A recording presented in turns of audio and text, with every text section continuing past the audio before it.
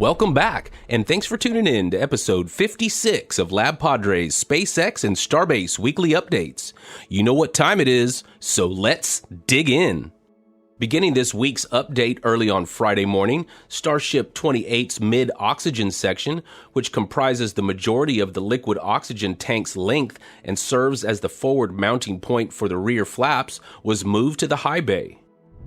Fabrication work for Starship 31 continued into Saturday with the installation of the Starlink dispenser into the payload bay section on the new ship.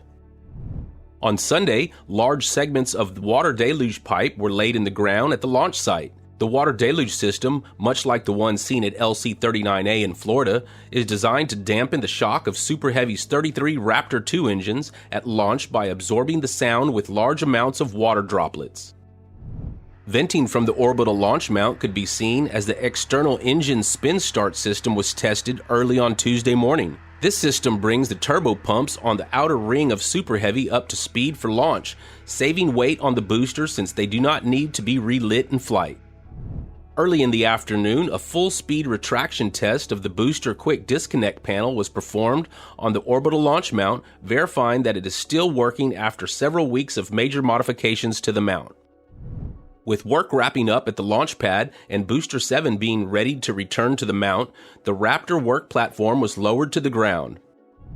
After spending multiple weeks adding new systems, protective coverings, and other modifications to the Orbital Launch Mount, Booster 7 was brought to the chopsticks and lifted back onto the launching platform. With few to no milestones remaining before licensing, the next time Booster 7 leaves the pad, it should be on its own power for the first orbital flight test of Starship and Super Heavy. That evening, another vacuum Raptor was moved from the tents to the rocket garden area for installation on Ship 26, rounding out the vehicle's complement of vacuum-optimized engines.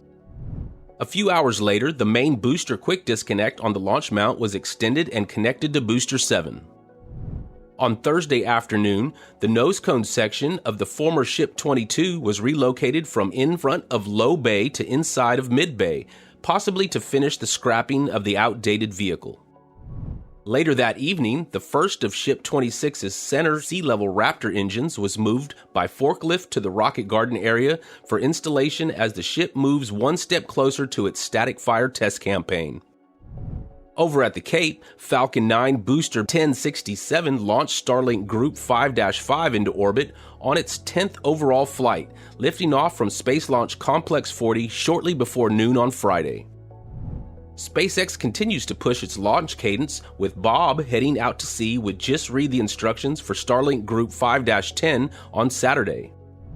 On Monday afternoon, Falcon 9 Booster 1067 made its turnaround to Cape Canaveral before being lifted onto the docks, where its legs will be folded up and laid horizontal for maintenance and refurbishment at Roberts Road.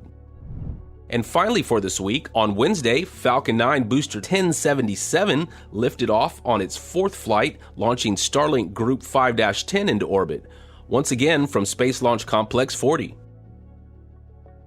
And there you have it. Another SpaceX and Starbase weekly update brought to you by LabPadre. We'll see you next week, and thanks for watching. LabPadre out.